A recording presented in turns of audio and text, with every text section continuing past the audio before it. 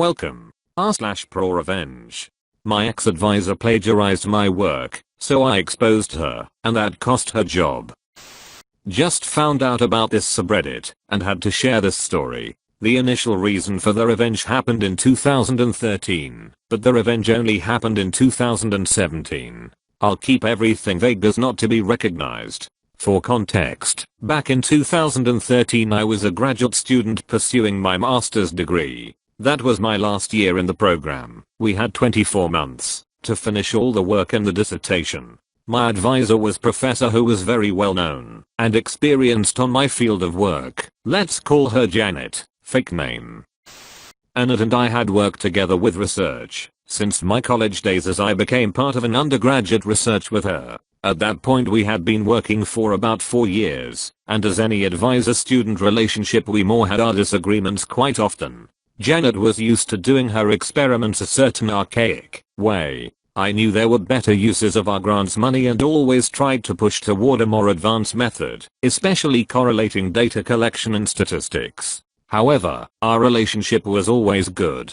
I knew her husband and had been to her house numerous times. She was a little set on her ways, but we managed to make good progress on our field. Anyhow, by the end of 2013, I presented my dissertation to the department and was approved with flying colors. My data still wasn't published in any paper as I wanted to have more analysis in different areas to make a more robust and better paper. With that said, my dissertation was published, and by all reasons, that is my work and my experiments. After I got my manuscript, I decided to pursue a PhD. While I was still going to work in the same field, I wanted to use different techniques, and thus talked with Janet about going to pursue a PhD under a different professor in another university. She always encouraged me to do better and look for ways to diversify my views. I went ahead and contacted a professor outside my country in another university to pursue my PhD. I got approved and soon moved away. For the next 2 years I still kept contact with Janet, but on the third she stopped responding. Initially I thought she had changed her email or something, but didn't think much of it. Time flew by and in 2017, while reading papers and writing my own, I came across a paper that was strangely similar with my research. Interested in it, I opened it up to read. For my shock, it was a paper by my ex-advisor. She was up as advisor and another guy, who from his curriculum is her current master's student. Reading the title I thought, hey, that's neat. She continued researching it, but boy I was wrong. Reading the paper I got increasingly angry. That wasn't a new research. It was my research. My data was all in that paper, even my graphs and tables. Initially I thought, oh well, she's also an author, and if she is citing it, there shouldn't be a problem. But unfortunately, that wasn't the case. My name was nowhere near that paper as they claimed that researcher's original. Now, I was livid. I sent an email to Janet confronting her, which was never replied to. However, I'm not a pushover, and will never allow people to claim my own work as this. She made a mistake by using my data. I'm a researcher and I keep everything I ever worked on saved in external SSDs encrypted, and on my own possession. All catalogued with date entries and even had my own dissertation to prove my work. In my country, research is financed by the governmental grants. I wrote an email to the dean of the grants institution, explaining all the situation, with proof of everything. I also sent an email to journal in which that was published contesting their paper and explaining everything. It didn't take longer than 15 days for me to get a follow-up. The institution responsible for the grant was furious. They cut all financial aid for her and her student, and made a formal requirement to the university requesting her immediate termination. The journal retracted the paper, and is now suing her for plagiarism. Now, after all these years, I learned that she was indeed fired, and haven't been able to work in the field ever since. I never met her again, and have no intention of ever doing so. Now, my work is published, and I'm recognized by my contributions in the field. Maybe that was a petty thing to do, but I couldn't allow people to get away with claiming my work as this. Edit. Wow, didn't expect so many replies. Thank you for the words.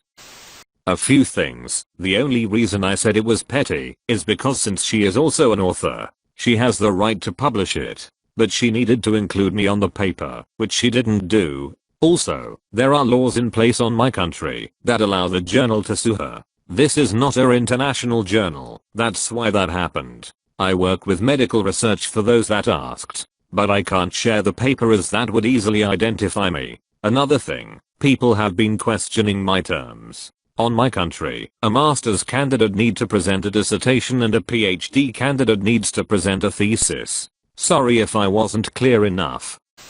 A lot of lecturers do this. Someone I worked with on research, she was psychology, I was sociology, during the summer was great. We got on really well, and kept in touch. Upon our graduation together she told me that one of our psychology lecturers had asked her to work in a group on something she was thinking of having published, and explicitly stated everyone would be credited for the work. It turns out that never happened, and the lecturer put her name solely on it. It was hard, because the lecturer was lovely, and had some time off over the years due to be bipolar. That really put a nasty taste in our mouths, when we think back on her. My friend and her colleagues never pursued it, and she moved back to Finland as soon as she graduated. At least the research we worked on together had our names on it, and it's by far a more successive and widely seen piece of research than the psychology one. Not surprising. It's another reason why I detested the psychology department at my uni, whereas the sociology department was amazing. They gave me and others, psych students, so many opportunities. Can't say that for the psychologists though. I've heard it happening to a lot of undergrad students at various institutions. Lecturers are always under pressure to produce so many academic pieces a year to keep their funding, and I presume this is a reason why they take advantage of students. It makes you wonder how much of her career was built on the work of other graduate students that came before you. Perhaps she was so reluctant to change her ways because deep down she knew she wasn't competent enough to make the new ways work. It's frustratingly common for academic advisors and supposedly respected research professors to steal the hard work of their students and pass it off as their own. Oftentimes people don't keep evidence of their work and they have no recourse. I've even seen cases of professors threatening to sue for defamation. As awful as it sounds, you did the right thing. They knew they were stealing from you. That's why they didn't respond to you. And let's be clear, this is 100% theft, and it's one of the worst kinds. Theft of someone's ideas and hard work. Not petty at all. In academic research, because of the difficulty of independently verifying data, trust remains vital. If someone is prepared to use others' work without attribution, what else are they prepared to do? Falsify data? Make it up out of thin air? I maybe feel sorry for her student, depending on how much he knew about it. I say maybe, as if he didn't realize something was amiss. He probably wasn't paying enough attention, but if he did realize, he was in a difficult position. Honesty is all very well, when it is not your own academic career being risked by your seniors' actions. You did the right thing. Some people in the comments saying you were petty have no idea the blood, sweat, and tears research for a master's or PhD takes. To have someone else steal your work you put years into doing cannot be expressed in words. She has a PhD and is the absolute last person in the world who should ever be caught plagiarizing. That is so bad, and honestly tarnishes the reputation of the entire university she worked at, regardless of if she was fired or not. She deserves everything she got coming to her, and quite frankly as a professor she knew the risks when she chose to plagiarize. She isn't stupid, she just thought she would get away with it. Looks like the joke's on her, and the op got the last laugh. Did you end up getting your doctorates?